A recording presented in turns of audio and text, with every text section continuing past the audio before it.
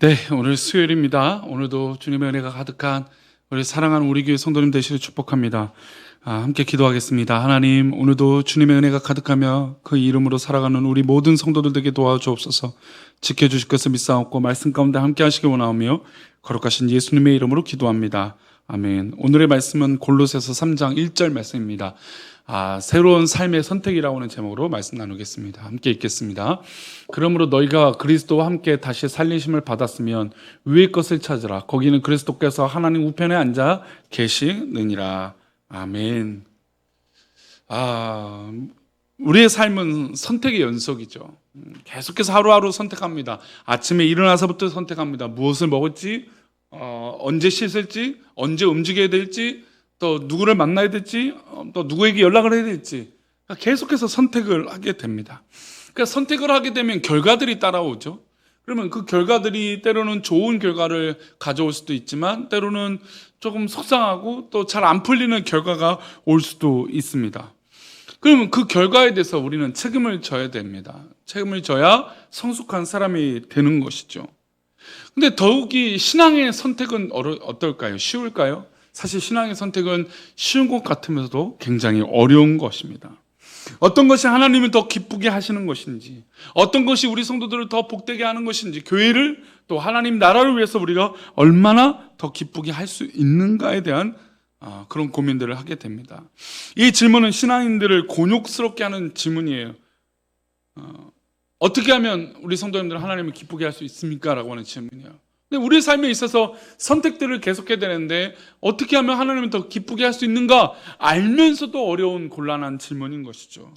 오늘 바울은 골로새서 교인들에게 영적인 선택, 신앙의 선택의 문제를 설명하고 어떻게 거듭난 사람이 제대로 된 선택을 할 수 있는지에 대해서 가르치고 있습니다. 우리 1절 말씀 다시 한번 보겠습니다.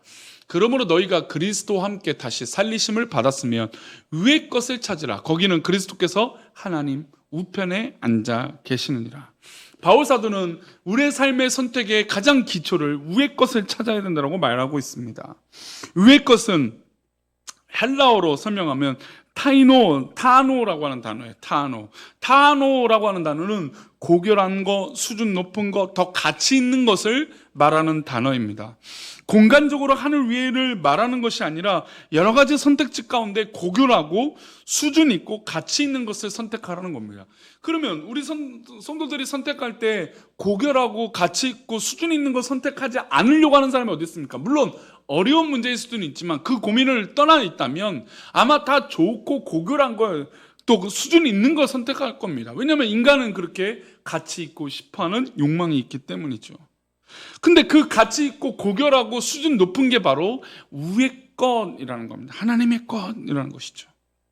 바울이 이런 선택을 우리 믿음의 성도들에게 요구하고 있습니다. 바로 믿음으로 거듭난 자들에게 선택해야 될 것이 바로 위의 것이라는 겁니다. 거듭나지 않는 바울의 모습에는, 바울의 이야기에는 대상이 아니에요. 그러니까 믿지 않는 사람들은 고결한 걸 선택할 이유가 없고 수준 높은 걸 선택할 이유가 없어요. 그러나 믿음의 성도들은 고결하고 수준이 있고 하나님이 기뻐하시는 것을 선택하는 것이죠. 거듭나지 않은 사람은 세상적인 선택을 할 것입니다. 우리 눈에 좋아 보이는 것, 욕망에 충족한 것, 더 가치 있어 보이는 듯한 것을 선택합니다. 하지만 그리스도와 함께 다시 살림을 받은 거듭난 성도들은 이보다 더 가치 있는 것을 선택해야 됩니다. 바울은 위의 것을 반대하는 개념, 그러니까 위의 것이 고귀하고 수준 있는 것인데 그 반대되는 것이 실제로 무엇일까요? 2절 말씀 보겠습니다. 위의 것을 생각하고 땅의 것을 생각하지 말라. 그러니까 우리가 늘 믿음의 성도들은 위의 것을 선택하고 살아야 돼요. 그러나 이 땅에서 살아가는 사람들은 자꾸 땅의 것을 고민하게 만들죠. 여러 가지 인간적인 욕구와 욕망, 나를 불안하게 만드는 그런 욕구들.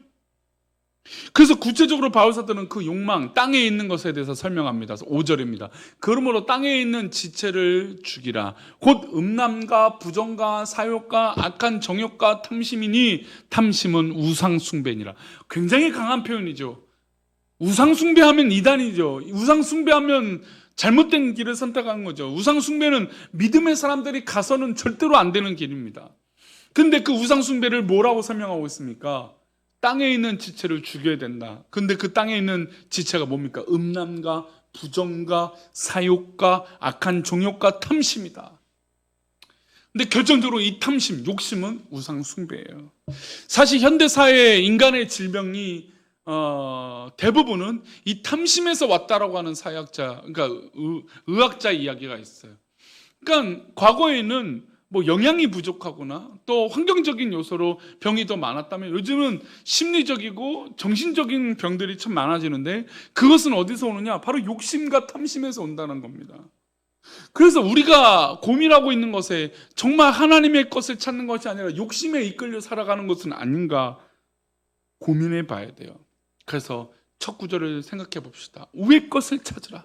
우의 것을 찾으면 당연히 이 땅에서 겪게 되는 악한 것은 우리 가운데 떠나게 될 것입니다. 탐심이 왜 우상 숭배가 되는가? 우리의 눈에 보이는 것을 형상을 만들기 때문이에요. 탐심으로 말미암아 우리의 눈에 보이는 것이 수치가 되고 숫자가 되고 쌓이는 것들이 됩니다.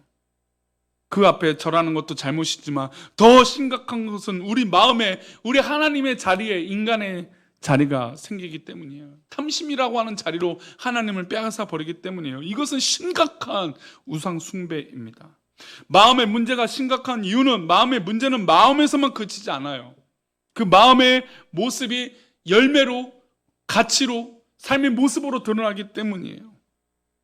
내가 선하고 착해서가 아니라 우리 마음속에 하나님께서 중심을 잡으시고 어제 말씀 가운데 그리스도께 뿌리를 내려서 살아야 되는 것이죠. 그러면 우리의 열매는 하나님께서 기뻐하시는 열매가 맺혀져야 되는 겁니다. 그런데 하나님이 계셔야 될 자리에 탐심과 정욕과 이런 인간적인 욕망이 가득 차 버린다면 당연히 하나님 밖에 있을 수밖에 없는 것입니다. 있는 것이죠. 하나님 밖에 있게 되는 것이죠. 우리가 하나님의 아들 예수 그리스도와 함께 다시 살리심을 받은 거듭난 존재라면 우리 마음의 문제를 해결해야 합니다.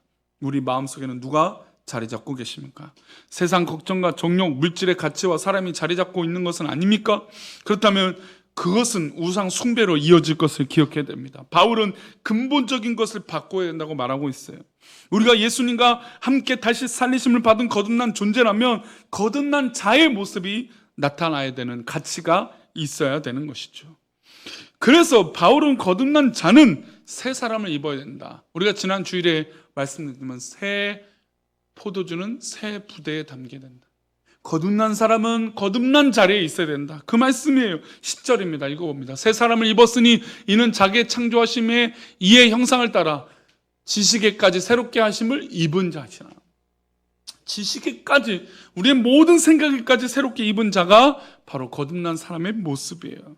생각이 바뀌어야 됩니다. 가치가 바뀌어야 됩니다. 선택이 바뀌어야 됩니다. 우리 가운데 있는 뿌리 깊게 있는 모든 인간적인 것들이 바뀌어야 됩니다.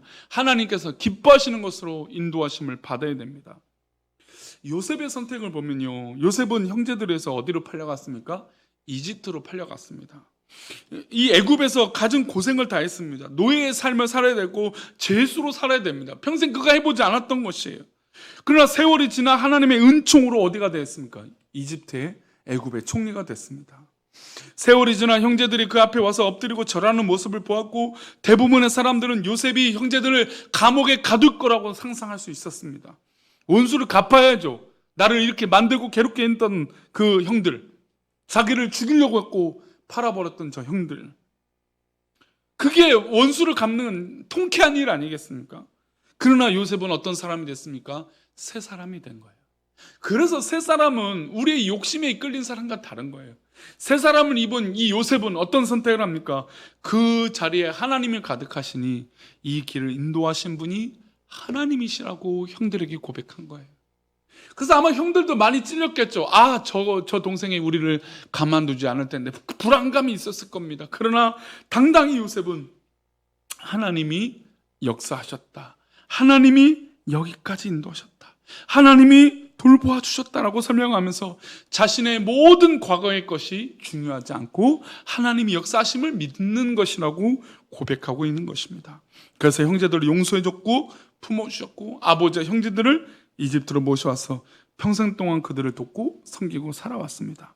하나님의 백성 선택은 바로 이와 같아야 돼요. 새롭게 거듭난 사람의 선택은 바로 이런 모습이 있어야 됩니다. 그러나 아브람과 조카 롯의 선택은 어땠습니까? 소돔과 고모라를 택하고 약속의 땅을 버렸습니다.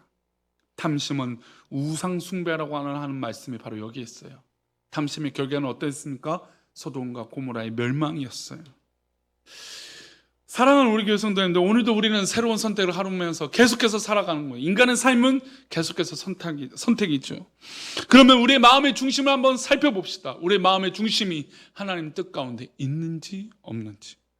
우리가 거듭나서 예수님 은혜 가운데 있다면, 그리스도와 함께 다시 살리심을 받은 존재라면 더 가치 있고 고결한 선택을 하는 그런 믿음의 모습이 있기를 축복합니다.